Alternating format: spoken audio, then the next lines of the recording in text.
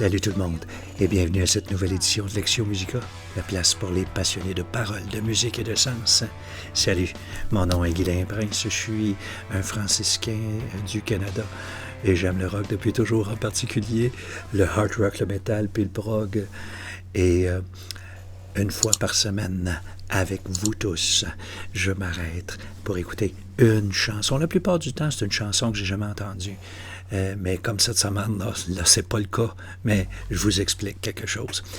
Chaque chanson sur laquelle on s'arrête, toutes les semaines, on s'arrête à une chanson. D'abord, j'en fais une réaction.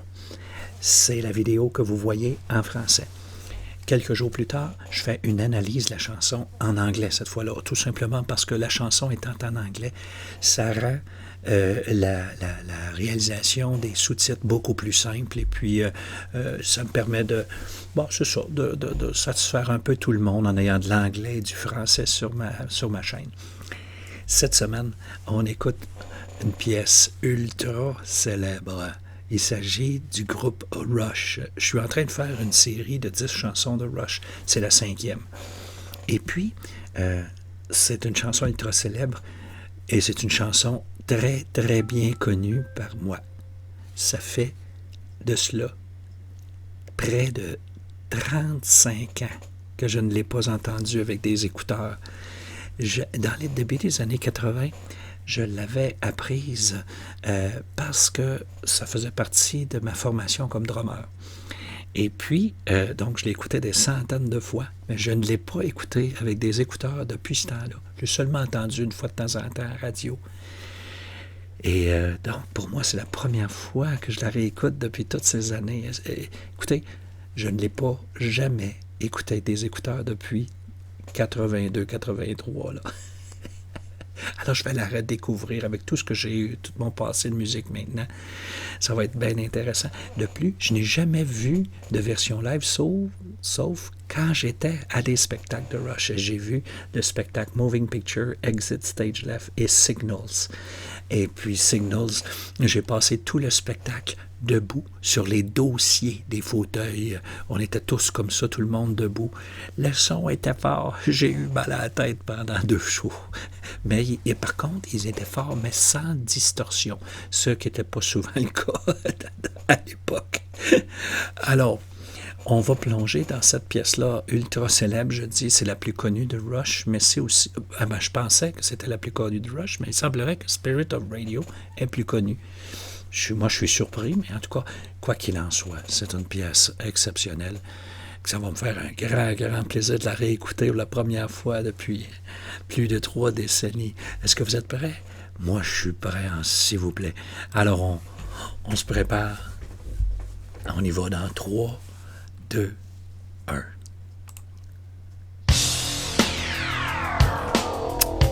J'oublie toujours de baisser. A Monday warrior, mean stride. Today's Tom Sawyer, mean pride.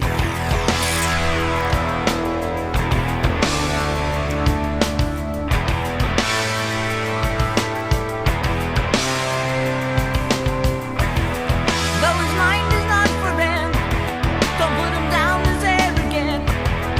His reserve a quiet defense, writing out the day's events. The river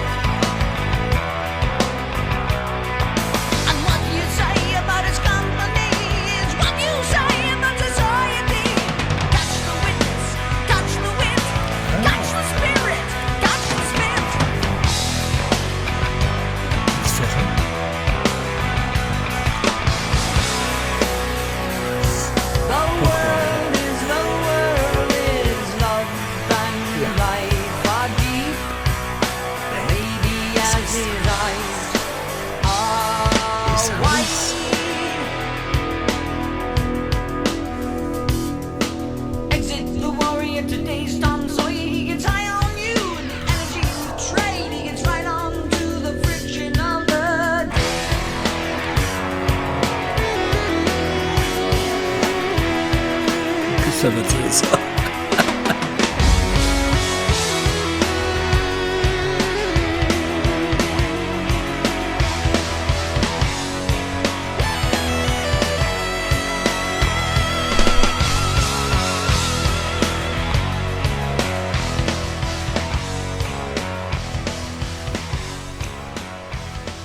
Ah, c'est quel...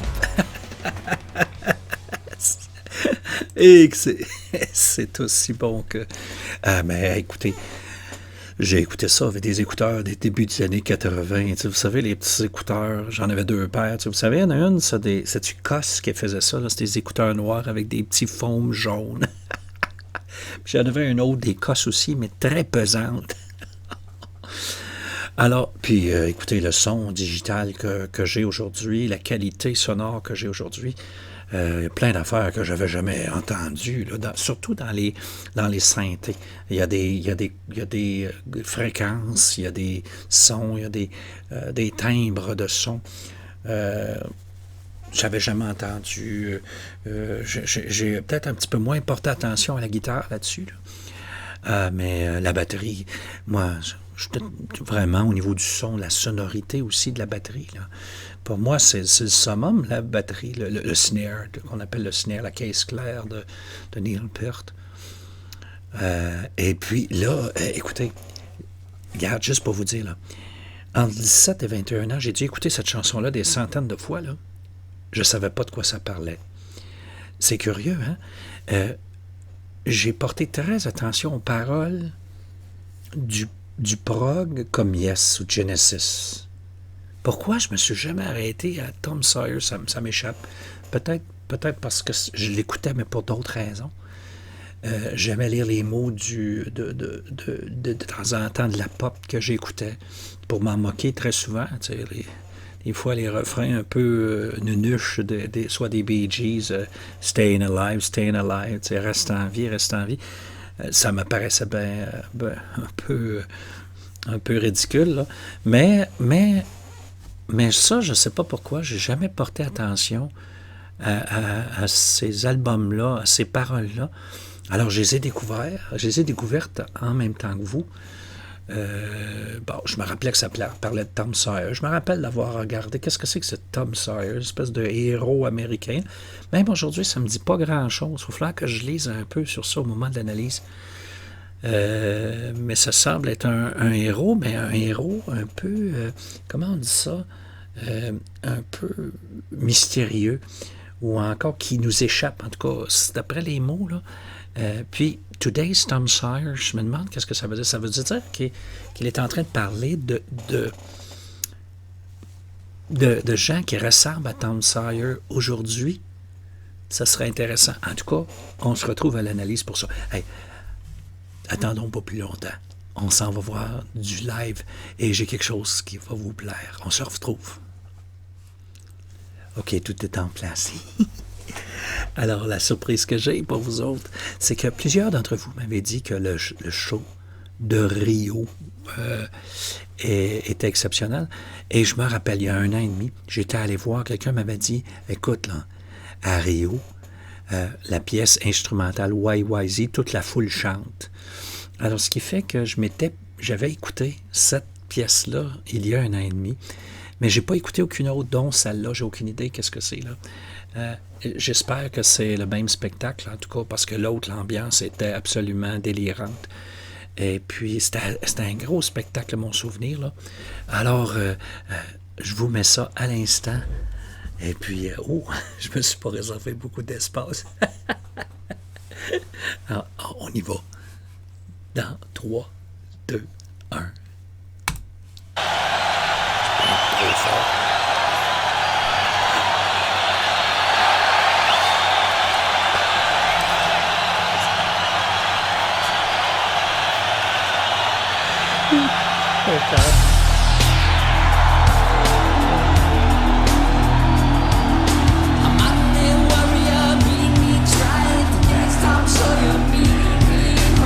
La foule connaît.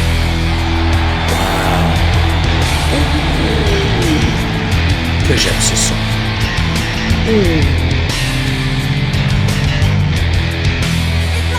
C'est un effet sur la base c'est la guitare. Oh, que j'aime ça.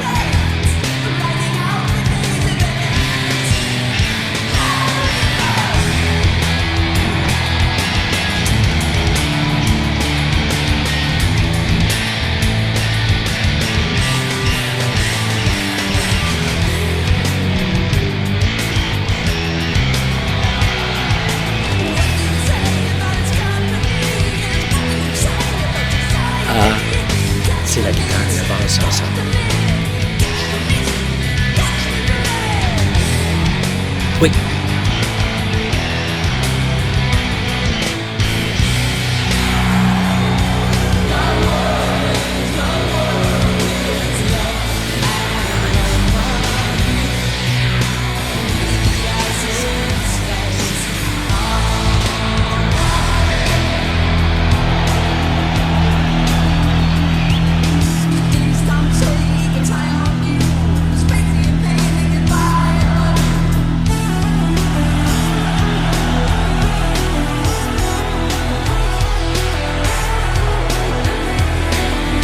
La machine à laver, et c'est ça.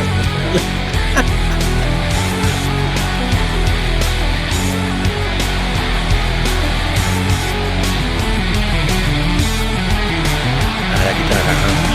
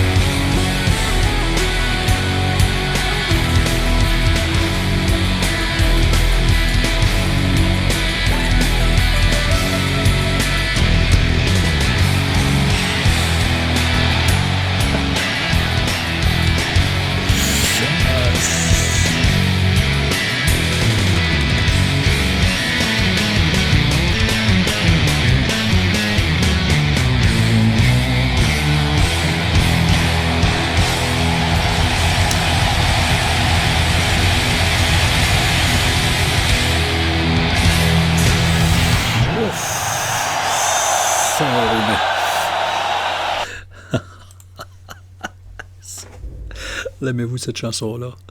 Ben, vous ne l'aimez pas assez, je vous le dis. J'ai essayé de jouer ça, mes amis. Écoutez, je suis capable, j'étais capable de jouer ça. J'étais capable, mais jamais comme ça. Jamais à batterie, là.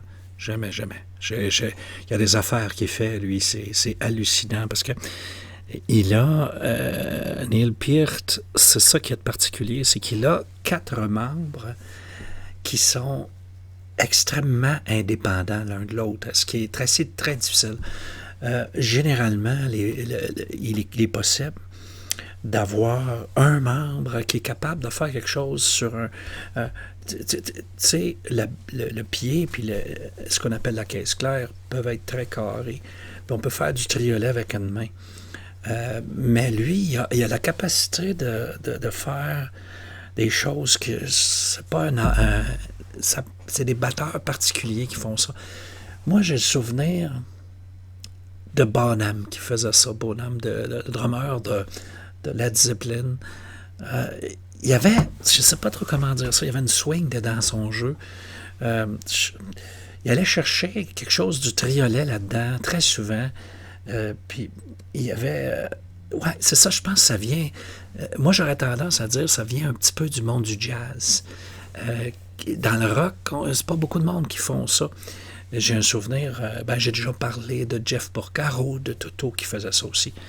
Neil Peart en est un. Ce sont des gens qui ont une... Écoutez, quand tu vous dites là, que j'ai travaillé 1 an pour pouvoir jouer ça, ça vous dit un peu le niveau de difficulté. C'est hallucinant, là, c'est incroyable. Et puis, ces musiciens-là, parce qu'ils sont tous exceptionnels. Moi, j'aime la palette des sons modernes. Je trouvais ça très bien déjà, Moving Pictures, là, mais quand je compare avec les sons de ces années-là, avec les sons qu'ils ont aujourd'hui, au niveau des synthés, au niveau de la basse, j'aime le grit de sa basse, le côté un peu rugueux, ou encore, si vous voulez, côté percussif. J'aime beaucoup les effets de Lifeson dans cette version-là.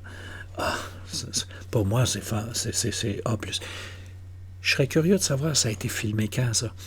Pouvez-vous me le dire? Quand est-ce que ça a été filmé, le spectacle à Rio? Parce que c'est des... Moi, je vous dirais... Écoutez, je m'avance un peu peut-être, là. Mais moi, ça m'a l'air des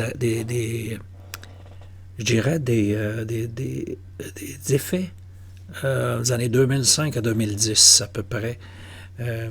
C'est pas quelque chose... Il y a des choses plus récentes, un peu, comme effet. J'aurais tendance à dire là, que c'est dans les alentours de 2008-2012, peut-être au plus. Quand vous m'en parlerez, j'ai aimé ça. Je trouve que je l'apprécie encore plus. Avec tout ce que j'ai maintenant d'histoire musicale, j'apprécie encore plus cette musique-là. Je la trouve exceptionnelle. C'est tu sais, depuis qu'on a fait, Permanent Waves, avec la chanson Spirit of Radio, j'ai le son, j'ai le rush que j'aime, là, je l'entends, là, puis celui qui m'a fait écarquiller les oreilles, les yeux, qui m'a ouvert les oreilles plutôt, écarquiller les yeux. Et puis, il y a de la matière dans ce chant-là. Il y a de la matière pour l'analyse. Vous voulez être là samedi. En attendant, vous pouvez vous abonner. Vous pouvez aussi cliquer sur la petite cloche à côté afin d'obtenir une notification, un avis qui va aller jusque chez vous pour dire « Hey, Guylain vient de mettre une nouvelle vidéo sur Internet. » J'espère vous retrouver vendredi ou samedi pour l'analyse, puis mercredi prochain, ça va être Limelight. Là, c'est vrai, là. J'avais pas remarqué que Tom Sawyer, sur l'album Temps Premier, puis je suis comme vous autres. Je tiens à être vraiment bien ordonné. On se retrouve. Allez, à bientôt tout le monde.